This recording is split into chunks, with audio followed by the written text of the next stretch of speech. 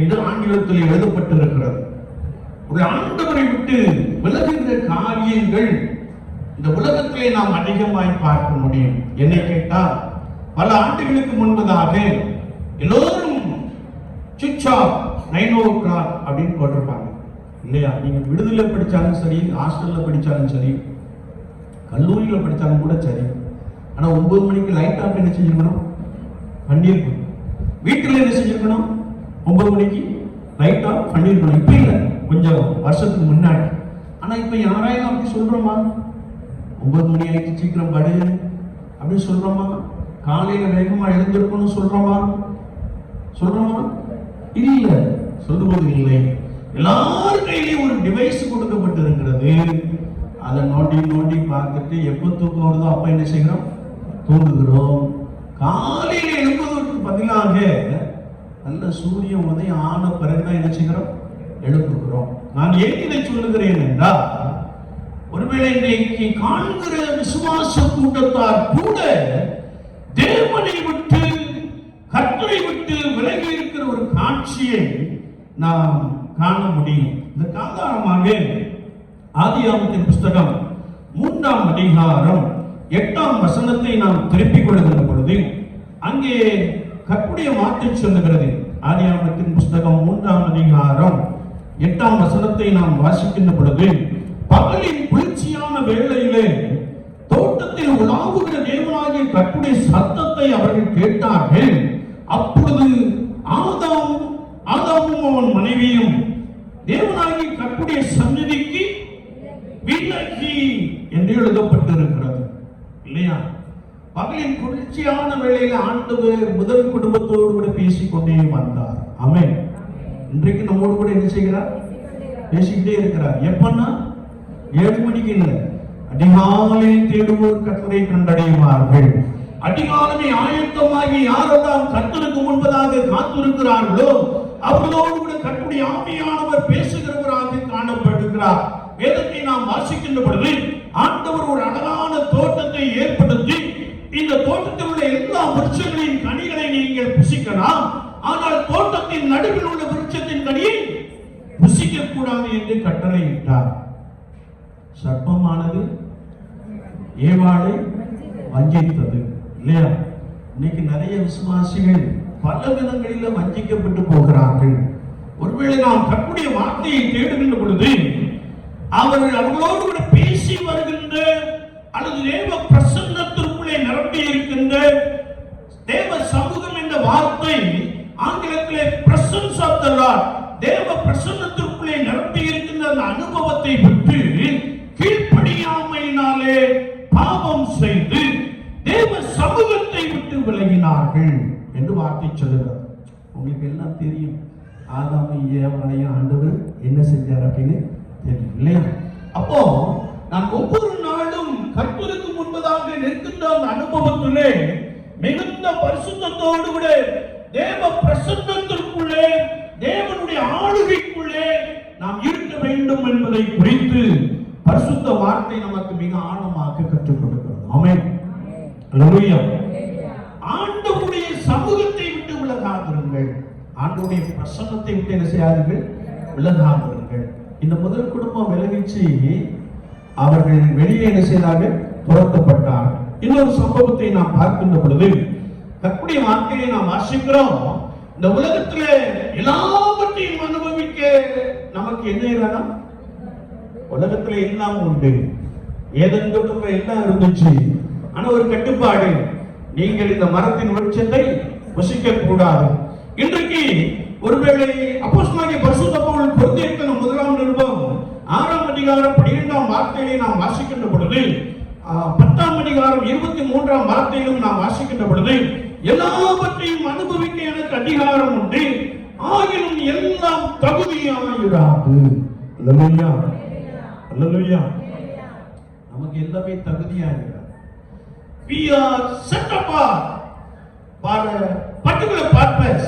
நாம் எதற்காக ஆண்டவர் நம்மை பிரித்தெடுத்தாரோ, எதற்காக ஆண்டவர் நம்மை தெரிந்து கொண்டாரோ, அந்த அனுபவத்திலே எல்லாவற்றையும் அனுபவிக்க நமக்கு என்ன செய்யாது?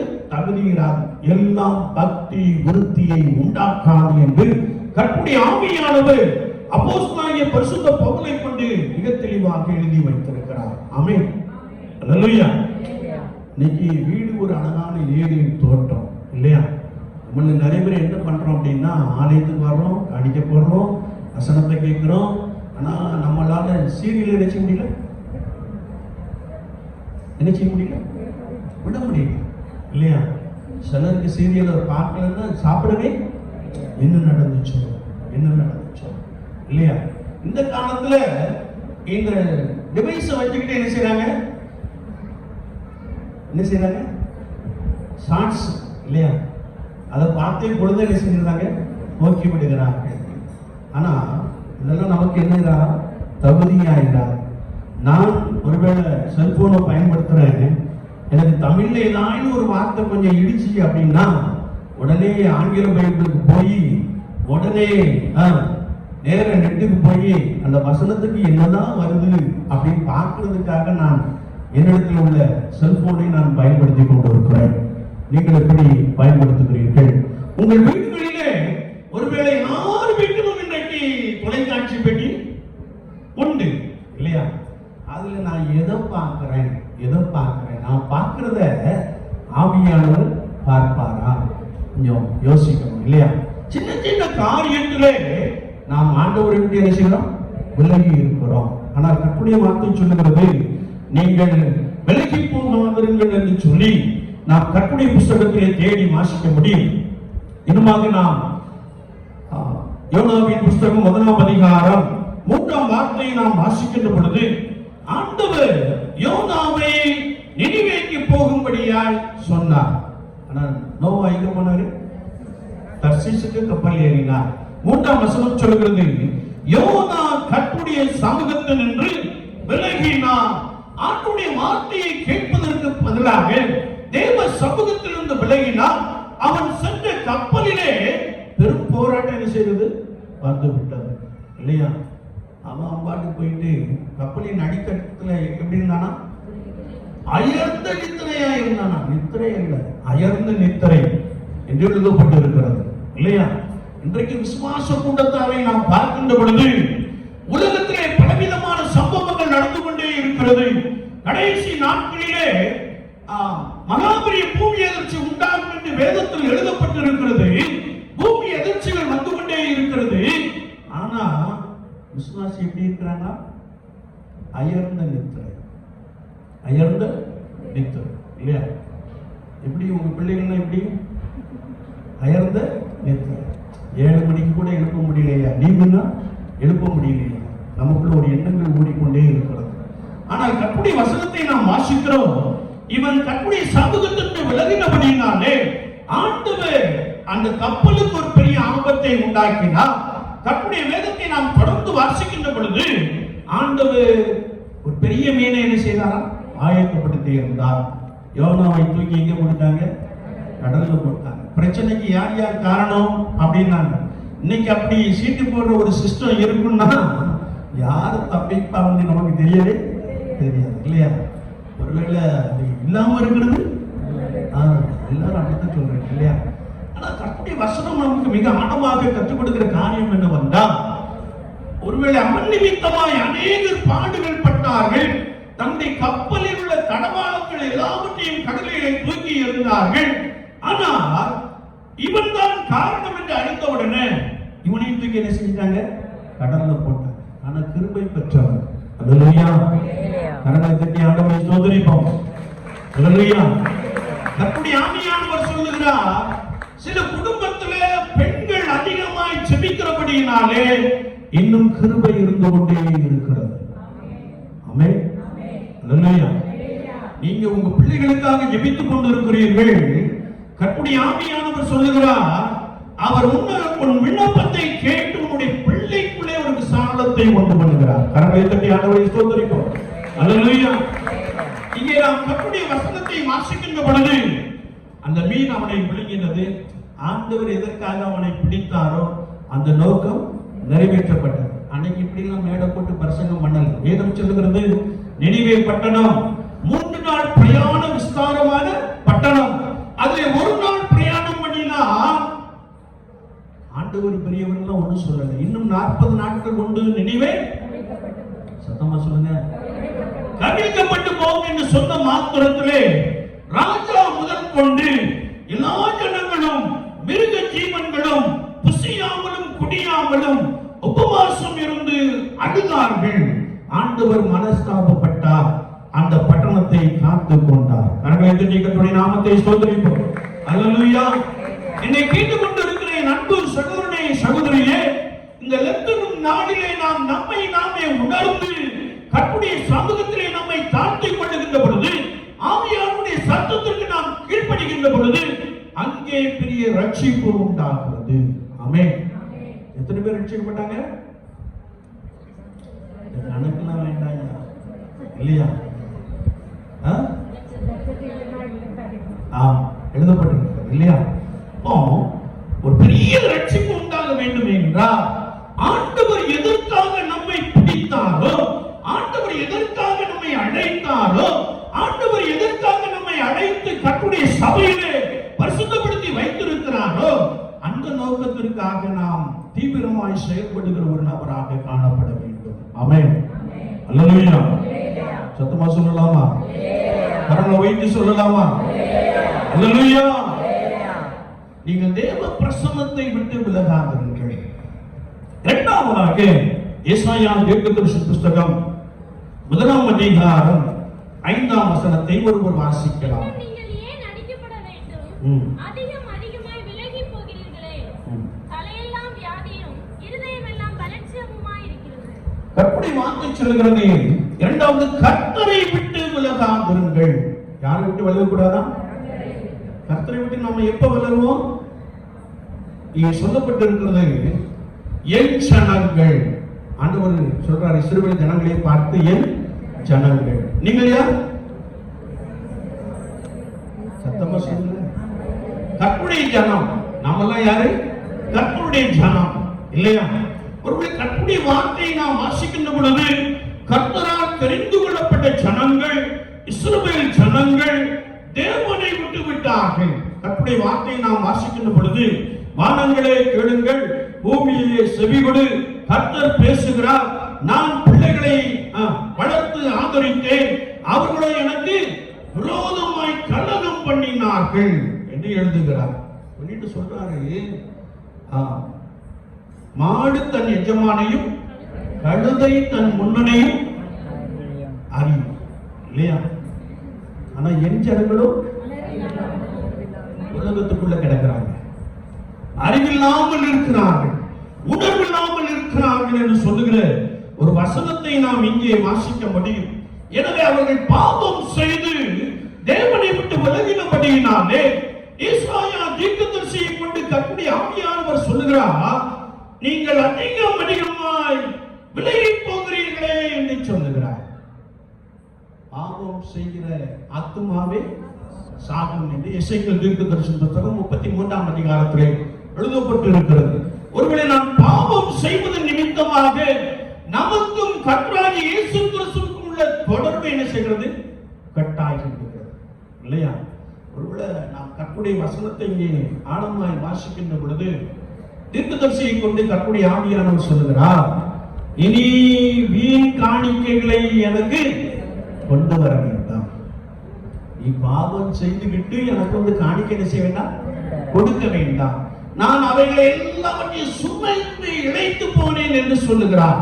கர்த்தருடைய வார்த்தையை நாம் வாசிக்கின்ற பொழுது, நீங்கள் அக்கிரமத்தோடு ஆசரிக்கிற மாத பிறப்பையும் ஓய்வு நாட்களையும் சபை கூட்டத்தையும் இனி நான் சகிக்க மாட்டேன். உங்கள் மாத பிறப்புகளை உங்கள் பண்டிகைகளின் ஆத்மா இருக்கிறது, அவைகள் எனக்கு வருத்தமா இருக்கிறது என்று சொல்லி உங்களை கழுவி சுத்திகரியுங்கள் என்று சொல்லுகிறார். ஆமென். என்னை கேட்டுக்கொண்டிருக்கிற என் அன்பு சகோதரனே சகோதரியே, பாவம் செய்வதனாலே நமக்கும் இயேசு கிறிஸ்துவுக்குள்ள தொடர்பு என்ன செய்கிறது? அறுந்து போகிறது. ஒருவேளை நான் பரிசுத்தத்தோடு கூட காணப்படுகின்ற பொழுது ஆவியானவர் நமத்திலே உலாவி நம்மோடு கூட பேசி நம்மை வழிநடத்துகிறார். ஒருவேளை இந்த உலகத்திற்குள்ளே நாம் காணப்பட்டாலும் பிரித்தெடுக்கப்பட்ட அனுபவத்திலே கர்த்தருக்கென்று பலமாய் நிற்பதற்கு பதிலாக சிறு சிறு காரியத்திலே நாம் தவறுகின்ற பொழுது சிலர் என்ன செய்யணும்னா காம்பரமைஸ் இதெல்லாம் பெரிய பாவமா, இதெல்லாம் பெரிய பாவமா, குடிக்கிறது பெரிய இல்லையா? சிலர் அப்படி நினைக்கிறாங்க, சிலர் அப்படி நினைக்கிறாங்க பெரிய பாவமோ சின்ன பாவமோ. கர்த்தருக்கு பிரியமில்லாத ஒரு செய்கை நம்மிடத்தில் இருக்குமே என்றால் எனக்கும் ஆண்டவருக்குள்ள தொடர்பு என்ன செய்கிறது? அறுந்து போகிறது. ஒருவேளை நான் உலகத்தானை போல உலகத்திற்குள்ளே வாழுகிற ஒரு நபராய் மாறிவிடுகிறோம். எத்தனையோ கர்த்தருடைய வார்த்தை நம்மை நோக்கி கடந்து வந்தாலும் நாம் அதை என்ன செஞ்சிருக்கோம்? அசட்டை பண்ணி விடுகிறோம். எனவேதான் ஆவியானவர் தீர்க்கதரிசியை கொண்டு சொல்லுகின்ற பொழுது உங்களை கழுவி சுத்திகரியுங்கள் என்று சொல்கிறார். அல்லேலூயா, அல்லேலூயா. விசுவாச வாழ்க்கையிலே சுத்திகரிப்பு என்பது அனுதினமும் நம்முடைய வாழ்க்கையிலே காணப்பட வேண்டும். யாரெல்லாம் அனுதினமும் தங்களை நிதானித்து ஆராய்ந்து பார்க்கிறார்களோ அவர்களோடு கூட தேவ ஆவியானவர் இடைப்படுகிறவராக காணப்படுகிறார். ஆமென், அல்லேலூயா. ஒருவேளை நீங்க இங்க வந்து இந்த வார்த்தையை கேட்டுக்கிட்டு இருக்கீங்க, ஆனா ஆவியானவர் உங்களோடு கூட என்ன செய்வார்? பேசுவார். உங்களோடு கூட என்ன செய்வார்? பேசுவார். நீங்கள் அமர்ந்திருக்கின்ற பொழுது பேசுவார். உங்களில் சிலரோடு கூட அவர் உங்களோடு கூட பேசி உங்களுக்குள்ளே பலத்த அற்புதங்களை செய்திருக்கிறார். கரங்களை தட்டி ஆண்டவரை ஸ்தோத்திரிப்போம். அல்லேலூயா, அல்லேலூயா. சிலர் நான் இவ்விதமான ஒரு பாவத்தை செய்கிறேன், எனக்கும் இயேசுவுக்கும் சம்பந்தமில்லை என்று சொல்லி ஆலயத்துக்கு வருவதை என்ன செய்தார்கள்? விட்டுவிடுகிறார்கள். ஆனா நீதிமான்களை அல்ல பாவிகளையே மனம் திரும்ப அழைக்க வந்தேன் என்று ஆண்டவர் சொல்கிறார். அல்லேலூயா. என்னை கேட்டுக்கொண்டிருக்கிற என் அன்பு தெய்வ ஜனங்களே, விசுவாச வாழ்க்கையிலே நான் கர்த்தருக்கு பிரியமில்லாத வழியிலே நடக்கின்ற பொழுது ஆண்டவர் நம் மீது மனஸ்தாபப்படுகிறவராக காணப்படுகிறார். நாம் நம்மை ஆண்டவருக்கு முன்பதாக கழுவி சுத்திகரித்துக் கொள்ளுகின்ற பொழுது பரிசுத்த ஆவியானவர் நம்மோடு கூட இடைப்பட போதுமானவராக இருக்கிறார். அல்லேலூயா. உபாகமத்தின் புத்தகம் 9ஆம் அதிகாரம் 16ஆம் வார்த்தையை நாம் வாசிக்கின்ற பொழுது கர்த்தருக்கு விரோதமாய் பாவம் செய்து கர்த்தர் விதித்த வழியை சீக்கிரமாய் விட்டு விலகினார்கள். இல்லையா? உங்களில் சிலர் நீங்கள் ரட்சிக்கப்பட்டிருக்கிறீர்கள்.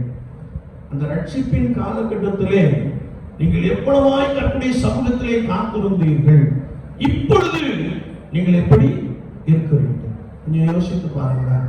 அந்த ரட்சிக்கப்பட்ட அனுபவம், கர்த்தருடைய ஆவியானவரால் பரிசுத்த ஆவியானவரால் நிரப்பப்பட்ட அனுபவம், இதெல்லாம் ஆரம்ப காலத்திலே நாம் கர்த்தருக்கு பயந்து மிகுந்த பரிசுத்தத்தோடு கூட காணப்பட்டோம். ஆனால் ஒருவேளை உலகத்திற்கு ஒத்த வேஷம் தரித்து உலக ஜனங்களோடு கூட நம்மை ஒருவேளை ஈடுபடுத்திக் கொண்டு தேவனுக்கு விரோதமாய் பாவம் செய்து அவரை என்ன செய்தோமா? விட்டு விட்டோம். இல்லையா?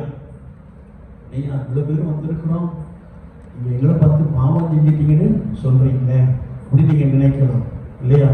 கீழ்ப்படியவில்லை என்றால் நன்மை செய்ய அறிந்திருந்தும் அதை செய்யாமல் போனால் பாவம். அந்த பாவம் எங்க படுத்திருக்குமா? வாசல் படியில படுத்திருக்குமா? இல்லையா? சிலருக்கு நன்மை செய்ய திராணி இருக்கிறது, பொருளாதாரம் இருக்கிறது, ஆனா நன்மை செய்யாம என்ன செய்றீங்க? உட்கார்ந்து கொண்டே இருக்கிறீர்கள். உங்களிடத்துல ஏழைகள் வருகின்ற பொழுது கர்த்தருடைய வார்த்தை சொல்லுகிறது. உபாகமத்தின் புத்தகம் 15ஆம் அதிகாரத்திலே உன் ஏழை சகோதரனுக்கு தாராளமாய் உடுப்பாயாக என்று எழுதப்பட்டிருக்கிறது. அல்லேலூயா, அல்லேலூயா. அப்ப நான் நன்மை செய்யவில்லை என்றால் பாவம், நான் கர்த்தரை விட்டு விலகி விடுகிற ஒரு நபராக காணப்படுகிறோம் என்பதை குறித்து ஏசாயா தீர்க்கதரிசி மிக தெளிவாக எழுதியிருக்கிறார். நாம் இன்னும் 2 தீமோத்தேயு புத்தகம் 2ஆம் அதிகாரம் 18ஆம் வசனத்தை ஒருவர் வாசிக்கின்ற பொழுது சத்தியத்தை விட்டு விலகி. சத்தியம் என்றால் என்ன? சத்தியமா சத்தியம் தான் ஐயா, சத்தியமா சத்தியம் தான். சத்தியம் தாங்க அவருடைய வசனமே சத்தியம், அவருடைய வேதமே சத்தியம், அவருடைய வார்த்தையே சத்தியம். எல்லா வசனமும் பைபிள்ல இருக்கு. சரிதானா? அவருடைய வசனம் சத்தியம், அவருடைய வேதம் சத்தியம், அவருடைய வார்த்தை சத்தியம். ஒருவேளை ஆண்டவர் நமக்கு கொடுத்திருக்கிற இந்த பரிசுத்த வேதாகமத்தை அல்லது பரிசுத்த வார்த்தையை, வாழ்வளிக்கும் ஜீவ வார்த்தையை விட்டு நாம் என்ன செய்யக்கூடாது? விழக்கூடாது. அப்படின்னு என்ன செய்யணும்? தலைக்கடியில வச்சு படுத்துக்கிடணும் ஐயா, இல்லையா? பயம் வந்தா உடம்பு மேல வச்சு என்ன செய்யணும்? படுத்துக்கிடணும் ஐயா. இல்லை இல்லை, இந்த ஜீவ வார்த்தையை நான் விருப்பத்தோடு கூட தினந்தோறும் என்ன செய்யணுமா? வாசிக்க வேண்டும். எத்தனை பேர் இன்றைக்கு வேதம் வாசித்தீர்கள்? அம்மா வரும்போதே சொன்னாங்க, தயவு செய்து கேள்வி கேட்காதீங்க அப்படின்னு சொன்னாங்க, இல்லையா? இவ்வளவு பேர் இருக்கிறோம். இந்த உண்மைக்கு நீங்க வாசித்தீங்கன்னா கொஞ்சம் கை தூக்குங்க. உண்மைக்கு, இல்லையா? நிறைய பேர் நினைச்சல வாசிக்கல, நிறைய பேர் வாசிக்கல. ஆனா கர்த்தருடைய வசனத்தை நாம் வாசிக்கின்ற பொழுது, கர்த்தருடைய வசனம் நம் கால்களுக்கு தீபமும் பாதைக்கு, கர்த்தருடைய வசனம் தேனிலும் தெளித்தேனிலும் மதுரமாய் இருக்கிறது. எனவே சங்கீதக்காரன் அழகாய் சொல்லுகிறார், சங்கீதம் 1:2, கர்த்தருடைய வேதத்தில் பிரியமாய் இருந்து இரவும் பகலும் வேதத்தை தியானிக்கிற மனுஷன் பாக்கியவான். அவன் நீர்க்கால்களின் ஓரமாய் நடப்பட்டு தற்காலத்தில் தன் கனியை தந்து இளைஞராக மரத்தை போல் இருப்பான். அவன் செய்வதெல்லாம் வாய்க்கும். கரங்களை தட்டி ஆண்டவரை ஸ்தோத்திரிப்போம். வாயை திறந்து இயேசுவா உங்க ஸ்தோத்திரம் என்று சொல்லுங்களேன். அல்லேலூயா, அல்லேலூயா. நேற்றைய தினத்திலே ஒரு பெரிய ஒரு பிசினஸ் மேன் பேசிக்கிட்டு இருந்தேன். அப்போ நான் சனிக்கிழமை நீர்குளத்துக்கு போறேன். அவர் சொன்ன ஒரே ஒரு வார்த்தை, அங்க ஒரு பெரிய குளம் இருக்கும், போற வழியில நல்ல வாய்க்கால் விஷயம் இருக்கும், வடம் பொருந்திய ஒரு இடம் என்று சொன்னார். ஆமென். அல்லேலூயா. கொஞ்சம் வயசு கம்மி தான், ஆனா அவரு உங்க ஊரை பற்றி அழகாய் சொன்னார். வசனம் என்ன சொல்லுதுன்னா, இந்த தேவ வார்த்தையை நித்தமும் வாசித்து வாசித்து தியானிக்கின்ற பொழுது கர்த்தருடைய வாழ்க்கையிலே காணப்படுகிற வறுமையை எடுத்து போடுகிறார், செழிப்பை உண்டாக்குகிறார். எத்தனை பேர் விசுவாசிக்கிறீங்க? அல்லேலூயா. ஆனா வாசித்து தியானித்தாங்க, வாசித்து தியானித்தாங்க. ஏதோ ஒரு 2 சங்கீதம் நமக்கு மனப்படமா தெரியும். 1ஆம் சங்கீதம், 23ஆம் சங்கீதம், 91ஆம் சங்கீதம், இல்லையா? எனக்கு காலையில 51ஆம் சங்கீதத்தை 2 நாள்ல முழங்கால் போட்டு வாசிச்சுக்கிட்டு இருக்கிறோம். 2 வாலிப பிள்ளைகள் இருக்கிறாங்க. பார்க்காமலே கட கட கடனை என்ன செஞ்சிருவாங்க? சொல்லிடுவாங்க. ஏன்னா இதுதான் நமக்கு என்ன செய்யும் தெரியும். ஆனா கர்த்தருடைய வார்த்தை சொல்லுகிறது, இந்த பரிசுத்த வேதாகமத்தை ஒடுக்கும் கிரமமாய் நான் விருப்பத்தோடு கூட தியானிக்கின்ற பொழுது, இந்த சத்திய வசனத்தின்படி நான் நடக்கின்ற பொழுது ஆண்டவர் உங்களை நிச்சயமான ஆசீர்வாதங்களினாலே நிரப்புகிறார். அல்லேலூயா, அல்லேலூயா, அல்லேலூயா. கர்த்தருடைய வேதத்தை நாம் வாசிக்கின்ற பொழுது ஆண்டவர் நம்மோடு கூட பேசி நம்மை பலமாய் நடத்துகிறார். எனவே இந்த சத்திய வார்த்தையை விட்டு நீங்கள் நினைச்ச கூடாதா? விலகக்கூடாது. என்னமோ விருப்பத்தோடு தியானிச்சா தான் விலகாம இருக்கலாம், இல்லையா? பைபிளே வாசிக்காம வந்து உட்கார்ந்துகிட்டு இருந்தா ஆண்டவருடைய ஆசீர்வாதத்தை நினைச்ச முடியாது, பெற முடியாது. கர்த்தருடைய ஆவியானவருடைய வழி நடத்துதலை நாம் பெற முடியாது. கர்த்தரோடு கூட இருக்கின்ற அந்த கிருபையை நாம் பெற்றுக்கொள்ள முடியாது. எனவே கர்த்தருடைய வேதத்தை விருப்பத்தோடு கூட வாசித்து தியானிக்கின்ற பொழுது கர்த்தருடைய ஆவியானவர்களோடு கூட இடைபடுகிறவராக இருக்கிறார். அல்லேலூயா. சத்தமா சொல்லலாமா? சத்தமா சொல்லலாமா? அல்லேலூயா. எத்தனை பேர் பரிசுத்த வேதாகமத்தை ஒழுங்கும் கிரமமாய் வாசிக்க போறீங்க? சரி, நம்ம ஆட்கள் இருப்பாங்க, நம்ம ஆட்கள் அவசரமா இங்கே போக வேண்டியது நல்லா பார்த்துட்டு என்ன செஞ்சாங்க? இன்னைக்கு வேதம் என்ன செஞ்சாச்சு, இன்னைக்கு நம்ம காரியத்துல கர்த்தர் என்ன செய்வாரு? அப்படிலாம் செய்ய மாட்டாங்க. யூ ஹேவ் டு சிட், அமர்ந்து என்ன செய்யணும்? வாசிக்க வேண்டும், இல்லையா? தியானிக்க வேண்டும், தியானிக்க வேண்டும். இந்த வசனத்தை தியானிக்கின்ற பொழுது ஆண்டவர் நம்மை சரியா என்ன செய்கிறார்? வழி நடத்தி விடுகிறார். அல்லேலூயா. கடைசியாக நாம் பரிசுத்த மத்தேயு எழுதின சுவிசேஷம் 15ஆம் அதிகாரம் 8ஆம் வார்த்தையை ஒருத்தர் வாசிக்கலாம்.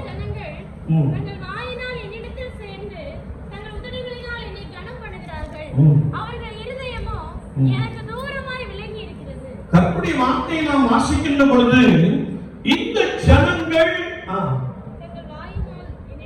தங்கள் வாயினால் என்னிடத்தில் சேருகிறார்கள், இவருடைய இருதயமோ எப்படி இருக்குதா? தூரமாய் இருக்கிறது என்ற ஒரு வார்த்தையை நாம் இங்கே வாசிக்க முடியும். இருதயத்தை குறித்து வேதம் சொல்லுகிறது, நம்முடைய இருதயம் திருக்குள்ளதும் இருதயம் தான் செயல்பட்டுக்கிட்டு இருக்கு. இந்த இருதயம் நின்றுட்டுனா ஒண்ணுமே இல்லை. இந்த இருதயத்திலிருந்து தான் எல்லா நரம்புகளுக்கும் ரத்தம் என்ன செய்கிறது, பம்ப் பண்ணி போய்கிட்டே இருக்கு. அதுல ஏதாவது ஒரு பழுதுபட்டா நம்ம வருத்தப்பட்டுக்கிட்டே இருக்கும். ஏசப்பா அற்புதம் செய்வார், ஆனா அதெல்லாம் என்ன செஞ்சிடும், மறந்துடும். நம்ம வசதிக்கு தக்கன நம்ம எங்க போய் ஒரு பெரிய ட்ரீட்மெண்ட் எடுக்கலாம். நானே ஒரு பரிகாரியாகிய அதெல்லாம் மறந்துடுவோம், வசனத்தெல்லாம் மறந்துடுவோம். ஆனா உடனே எங்க போடுவோம், ஏங்கல் ஆஸ்பத்திரி பெஸ்ட் இல்லையா? சிலரை பார்த்தீங்கன்னா இப்படி சொல்லுவாங்க, அவர் எங்க குடும்ப டாக்டர், இதுல ஒரு பெருமை இல்லையா, அவர் எங்க குடும்ப வைத்தியர், குடும்ப டாக்டர் அப்படின்னு சொல்லுவாங்க. ஆனா ஆண்டவராகிய இயேசு கிறிஸ்து நம்மை பார்த்து சொல்லுகின்ற பொழுது, நானே உன் பரிகாரியாகிய கர்த்தர் என்று சொல்லுகிறார். இந்த இருதயம் சரியாய் பஞ்சனாகி கொண்டு இருந்தால் மாத்திரமே நாம் ஜீவனோடு கூட என்ன செய்ய முடியும், இருக்க முடியும் இல்லையா? இன்னைக்கு நிறைய வைத்தியங்கள் வந்து விட்டது. இருதயத்துல கணையை போயிட்டா உடனே வேற ஒண்ணு என்ன செஞ்சிருந்தாங்க, பிக்ஸ் பண்ணிடுறாங்க. கல்லீரல் போயிட்டா வேற ஒண்ணு என்ன செஞ்சிருந்தாங்க, பிக்ஸ் பண்ணிருந்தாங்க. பல லட்சம்.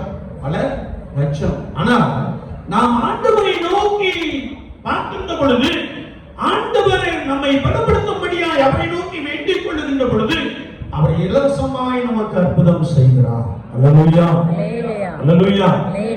இருதயம் மகா திருக்குள்ளதும் கேடுள்ளதும், இருதயத்தின் நிறைவினால் அவன் வாய்.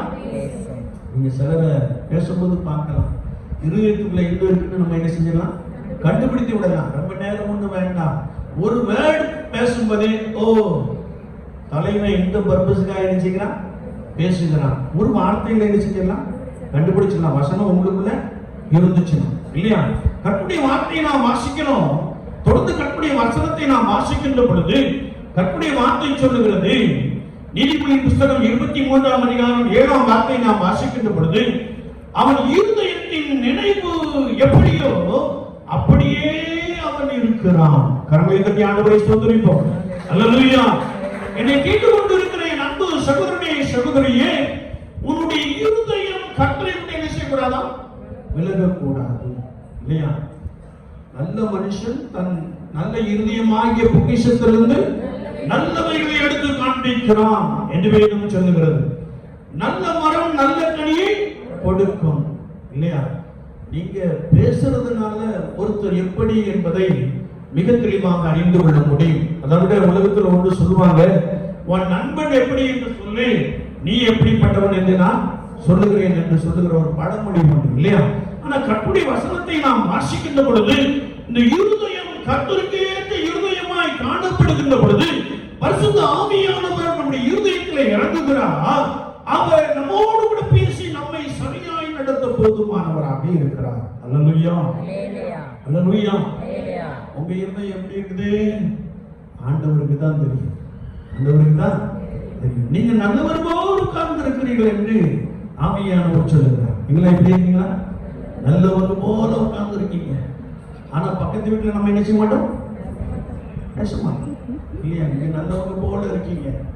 சபைக்கு வருகின்ற பொழுது சிலரோடு கூட நாம் நன்றாய் பேசிக் கொள்ளுவோம், ஆனா சிலரோடு என்ன செய்ய மாட்டோம், பேச மாட்டோம். நீங்க நல்லவங்க போல இருக்கீங்க, ஆனா உங்க இருதயம் எப்படி இருக்குன்னா கர்த்தரை விட்டு தூரமா இருக்கிறது என்று கர்த்தருடைய ஆவியானவர் சொல்லுகிறார். என்னை கேட்டுக் கொண்டிருக்கிற என் அன்பு தெய்வ ஜனங்களே, நம்முடைய இருதயம் கர்த்தருக்கு ஏற்ற இருதயமாய் காணப்படுகின்ற பொழுது, கர்த்தருடைய ஆவியானவர் நம்மை செம்மையான பாதையை நடத்த போதுமானவராக இருக்கிறார். அல்லேலூயா, அல்லேலூயா, அல்லேலூயா. எல்லாரும் இப்படி எழுந்து நிற்கலாமா? இங்க எழுந்துட்டு கொள்வோம். ஆண்டவரை நோக்கி பார்ப்போம். பைபிள் அப்படியே வச்சிருக்க, கண்களை மூடி ஆண்டவரை நோக்கி பார்ப்போம். ஆண்டவரே, இந்த நாளிலும் வார்த்தைகளை நாங்கள் கேட்டு இருக்கிறோம்.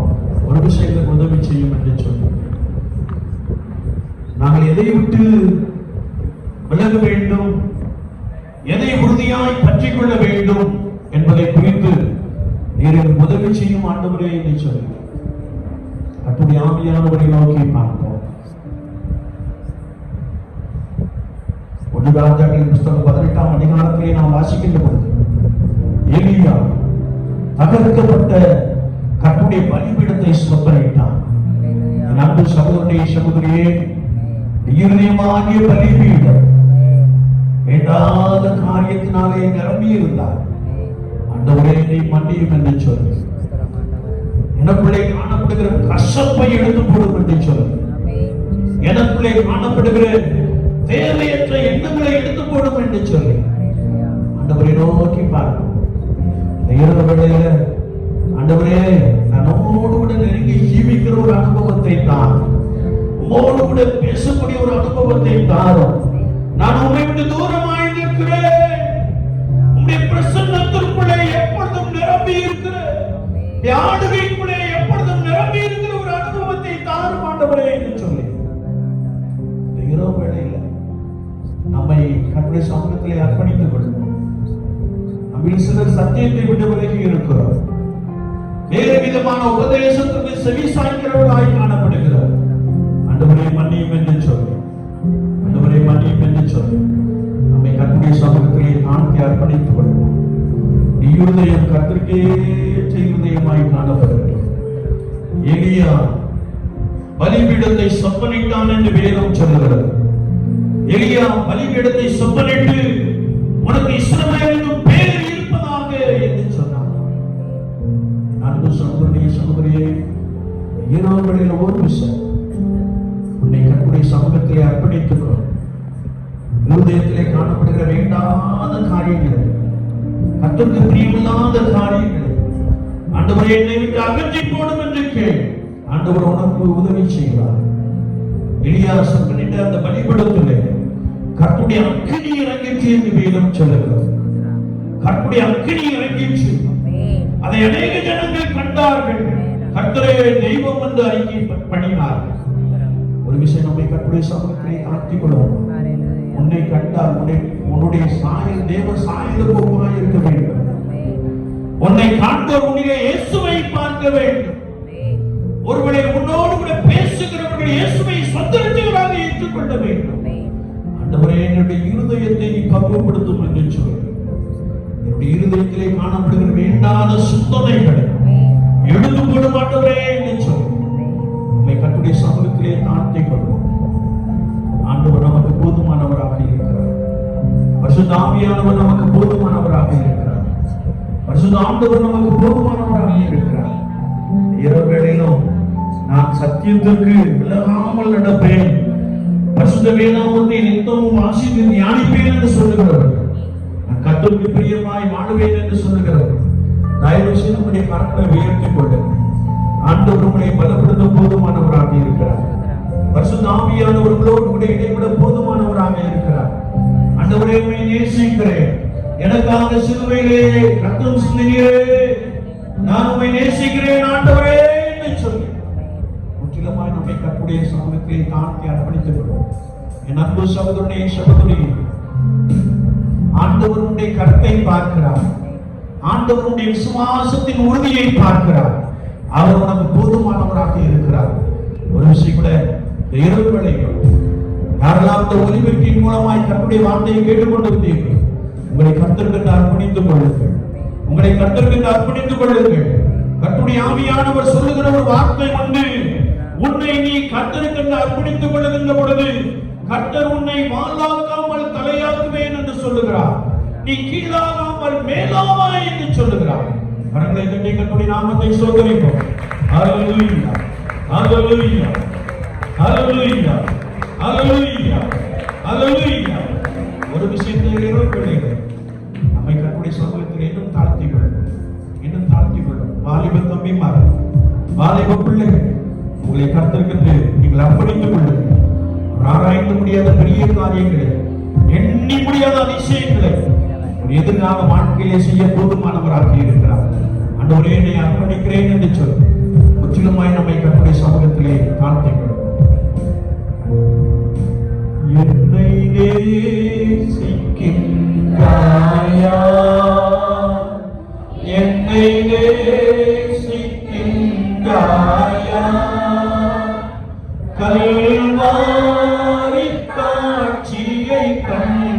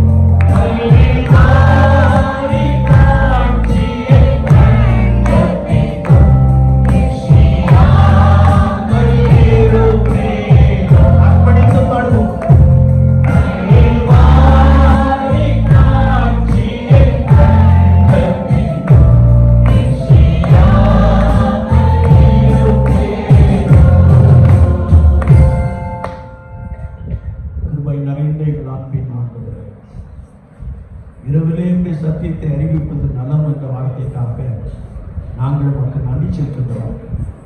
யாரெல்லாம் உடைய வார்த்தையை ஏற்றுக்கொண்டார்களோ அவர்களை நீ பலப்படுத்துகிறேன். அவர்களை ஒரு சாட்சி உள்ள நபராக நீ மாற்றுகிறேன்.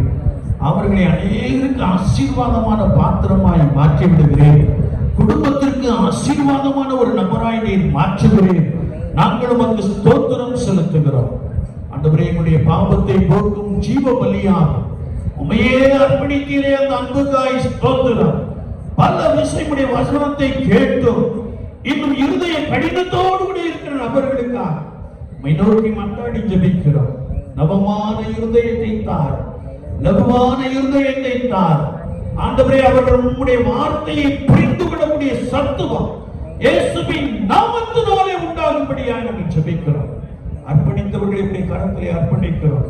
உம்முடைய வழிகளிலே உற்சாகம் கொள்ள உம்மை நோக்கி பார்த்து அநேக கிருபைகளை பற்றிக் கொண்டிருக்க ஆண்டவர் அதிகமாய் உதவி செய்வீரா. உண்மையான போதர் ஐயாவுக்காக, அம்மாவுக்காக, பிள்ளைகளுக்காக ஸ்தோத்திரம். வந்திருக்கிற எல்லா சபை ஊழியர்களுக்காக, சகோதரிகளுக்காக, பிள்ளைகளுக்காக ஸ்தோத்திரம். இயேசு என்னும் நாமத்திற்காக இவர்கள் எடுத்துக்கொண்ட எல்லா பிரயாசங்களுக்காக ஸ்தோத்திரம். இதற்கென்று செலவு பண்ணினவர்களுக்காக ஸ்தோத்திரம். இதற்கென்று செயல்பட்டவர்களுக்காக ஸ்தோத்திரம். இசை வாசிக்கின்ற அருமையான தம்பிமார்களுக்காக ஸ்தோத்திரம். பலப்படுத்தும். குடும்பத்திலே ஒரு பெரிய ஆசீர்வாதம் இயேசுவின் நாமத்தினாலே உண்டாகும்படியாக நாங்கள் வேண்டி நிற்கிறோம்.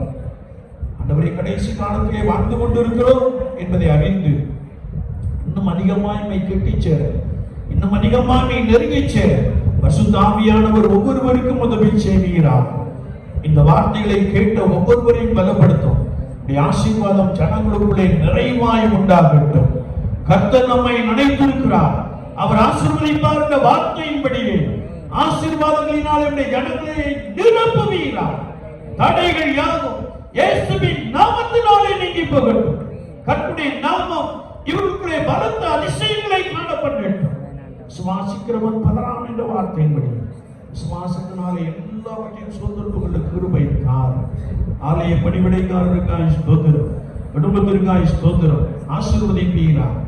ஒவ்வொருவரையும் திரு சமூகத்திலே தாழ்த்துகிறோம். இன்னும் நடத்தும். இயேசு கிறிஸ்துவின் நாமத்தில் ஜெபம் கேளு பரிசுத்த பிதாவே. தேவனுடைய இரக்கமுள்ள கிருபைக்கும் பராமரிப்புக்கும் பாதுகாவலுக்கும் உங்களை ஒப்புக் கொடுக்கிறோம். கர்த்தர் உங்களை ஆசீர்வதித்து காக்க கடவுள். கர்த்தர் தம்முடைய முகத்தை உங்கள் மேல் பிரகாசிக்க பண்ணி உங்கள் மேல் கிருபையாய் இருக்க கடவுள். கர்த்தர் தம்முடைய முகத்தை உங்கள் மேல் பிரசன்னமாக்கி இப்பொழுதும் எப்பொழுதும் சமாதானம் கட்டளையிடுகிறவர். என் ஆத்துமாவே, என் முழுவதுமே அவருடைய பரிசுத்த நாமத்தை ஸ்தோத்திரி. என் ஆத்துமாவே கர்த்தரை ஸ்தோத்திரி. கர்த்தர் செய்த சகலவார்களை மறவாதே. ஆமென். கர்த்தர்களோடு இருப்பாராக. தேவ சமாதானத்தோடு போக கடவோம். கர்த்தருக்கு ஸ்தோத்திரம். கர்த்தரை ஆசீர்வதிக்கட்டும். கர்த்தரை ஆசீர்வதிக்கட்டும்.